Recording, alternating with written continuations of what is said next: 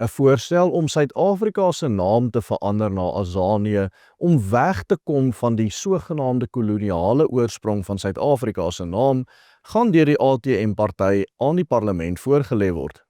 Die konsep dat Suid-Afrika se naam na Azanië vernoem moet word, is 'n ou populêre konsep uit ANC-ideologiese geleedere.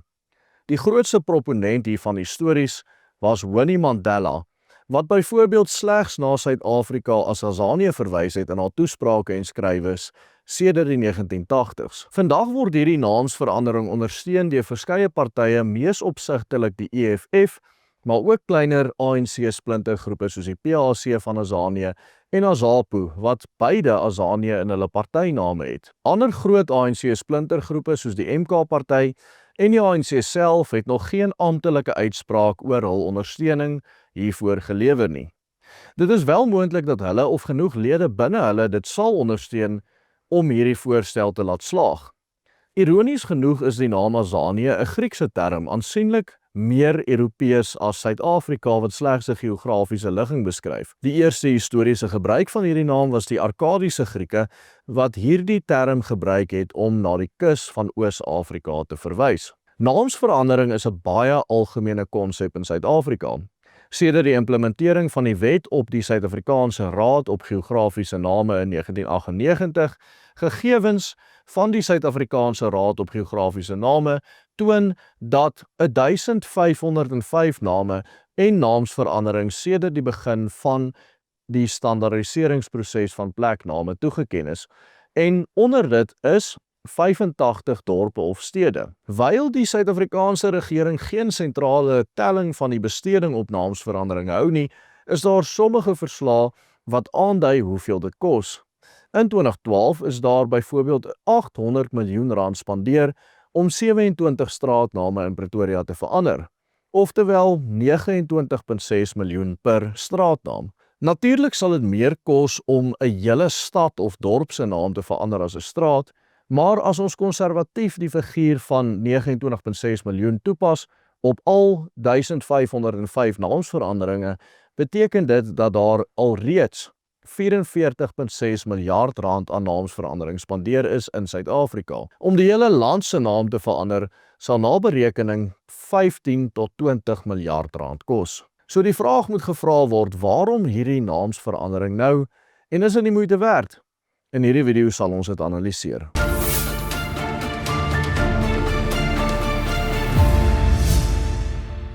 Goeiemôre liewe vriende, dit is Willem Petzer wat praat. Vir meer analise soos die in die eie belang kan jy gerus op subscribe klik op beide ons Engelse en Afrikaanse YouTube kanale. Jy kan ook gratis opdaterings oor die werk wat ons doen kry op WhatsApp deur slegs u naam en van na die nommer op die skerm te stuur.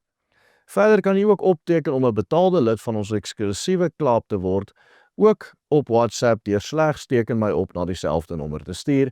Dan sal ons die bel en die opsies sowel as byvoordele vir u verduidelik.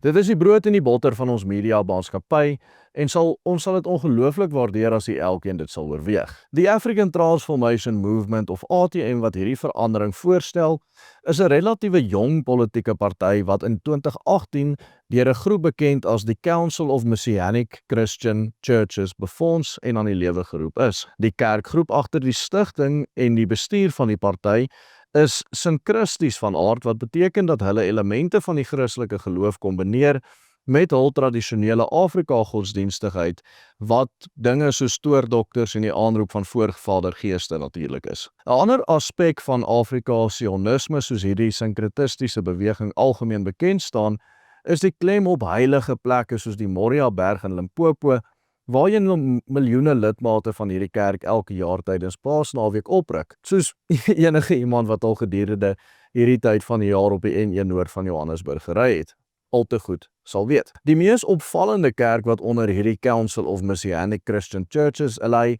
is die ZCC of Zion Christian Church. Die grootste en ook die magtigste kerk in Suid-Afrika, wat volgens News24 in 2020 al 12 miljoen lidmate gehad het. Oftewel net oor die 20% van die Suid-Afrikaanse bevolking.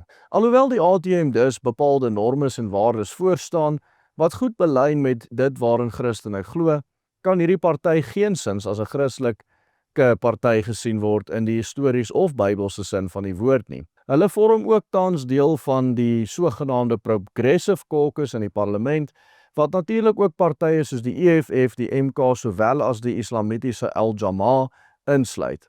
Die vraag is dus, wat is hierdie kerk, die ZCC, wat hierdie party beheer en befonds se belange by die politiek in Suid-Afrika, en waarom skaar hulle self by die EFF of by die Islamiete as hulle hulself as Christene voorhou? Die naam wat nou voorgestel word vir hierdie land, Azanië, is soos ek vroeër uitgewys het, 'n Griekse benaming vir 'n historiese landstreek in Oos-Afrika. Wat ironies is aangesien die beoogde naamsverandering juis as 'n vorm van bevryding van Europese invloede in Afrika gepropageer word. Daar is natuurlik inderdaad wel 'n argument daarvoor te maak dat Suid-Afrika as 'n land 'n produk van kolonialisme is. Die land is immers in 1910 saamgestel nadat die Britse Ryk die hele gebied met geweld verower het. Hierdie landstreek, wat byna so groot soos Spanje, Frankryk en Duitsland tesame is toe vir die eerste keer onder 'n sentralistiese regering in 'n enkele staat verenig. Tog was dit uiteindelik juis die Afrikaners wat meer as enige ander groep in hierdie gebied daaronder gelei het,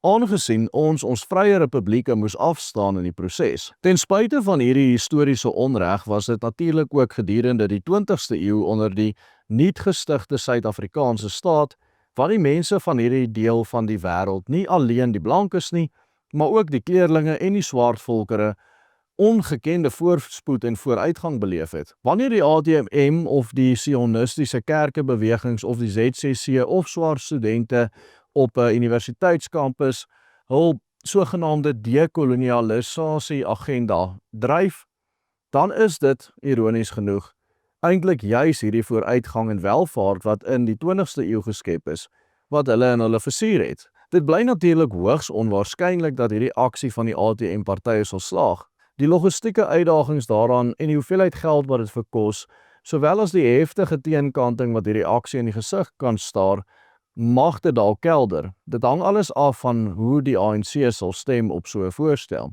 Wat egter wel van wesenlike belang is om van kennis te neem, is dat hierdie aksie deel vorm van 'n groter projek wat tans in Suid-Afrika nie alleen deur politici nie, maar ook deur tradisionele Afrika godsdienstige leiers en verskeie akademici by ons openbare universiteite gedryf word. Naamlik om die hele erfenis van blankes in hierdie land hand in tand uit te roei.